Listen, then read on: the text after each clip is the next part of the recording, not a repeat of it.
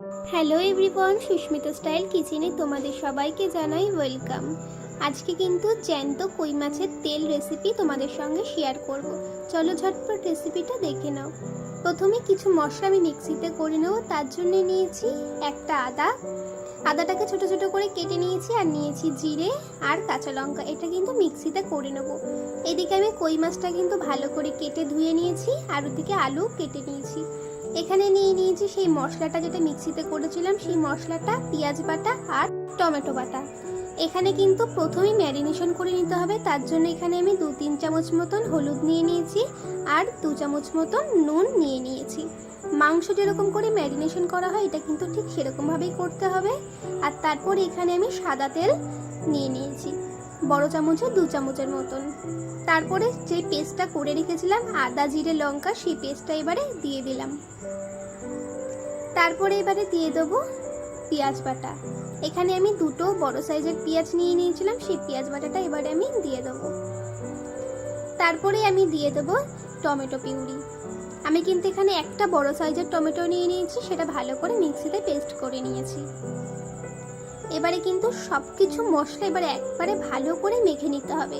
ওই যে বললাম মাংসের ম্যারিনেশন যেরকম করে করা হয় ঠিক সেরকম করে কিন্তু এটা ম্যারিনেট করে নিতে হবে। ভালো করে আমার এখানে ম্যারিনেশন করা হয়ে গেছে। এটাকে কিন্তু আমি 15 মিনিটের জন্য রেস্টে রেখে দেবো। আর এদিকে আমি আলুটাকে কিন্তু ভালো করে লাল লাল করে ভেজে দেব। তারপর এখানে আমি কড়াইয়ের মধ্যে নিয়ে নিয়েছি একটু বেশি করে সাদা তেল। আর এদিকে কিন্তু আলুটাও আমার অনেকটা হালকা হালকা ভাজা শুরু হয়ে গেছে। আলুটা কিন্তু পুরোপুরি লাল লাল করে ভাজতে হবে। কড়াই তেল ভালো করে গরম হয়ে গেছে, তেলটা কিন্তু ভালো করে স্প্রেড করে নেব।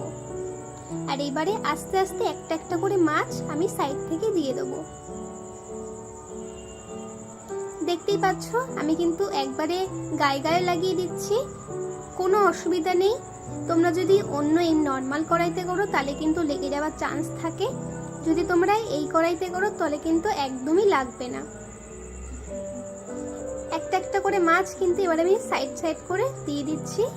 হালকা হালকা করে ভাজা হয়ে গেলে উল্টিয়ে পাল্টিয়ে নেব। এরকম করে করেই কিন্তু মাছগুলো আমি সবকটা এইভাবেই ভেজে নেব।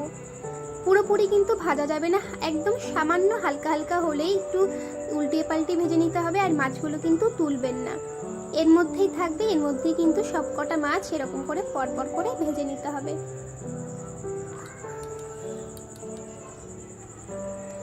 দেখতেই পাচ্ছ কি সুন্দর আমি একটা একটা করে মাছ ভেজে ভেজে সাইড করে রেখে দিচ্ছি সেই কড়াইয়ের মধ্যেই।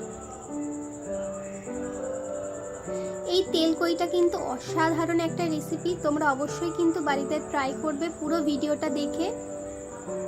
দেখতেই পাচ্ছ সবকটা মাছ কিন্তু এইভাবেই ভাজা ভাজা হয়ে গেছে। এবারে হালকা করে একটু স্প্রেড করে নেবো মাছগুলোকে।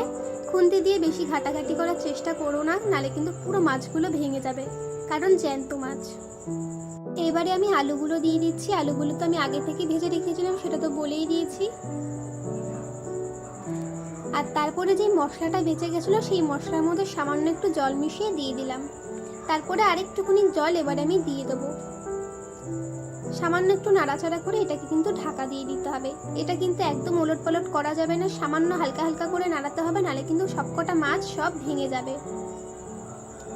ঢাকা দিয়ে কিন্তু এটা প্রায় 15 থেকে 20 মিনিট মতন রান্না হবে।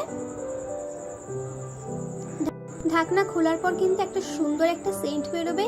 আর আলুগুলোও কিন্তু দেখবে একবার সিদ্ধ হয়ে গেছে কিনা। তারপরে সবার লাস্টে গরম মশলা দিয়ে নামিয়ে দেবে। অসাধারণ একটা রেসিপি, বাড়িতে অবশ্যই ট্রাই করো। আর ভিডিওটা যদি ভালো লাগে অবশ্যই কিন্তু লাইক কমেন্ট একটা শেয়ার করে দিও, যাতে আমি যখন যখন ভিডিও পোস্ট করি সবার আগে তোমাদের কাছে পৌঁছায়।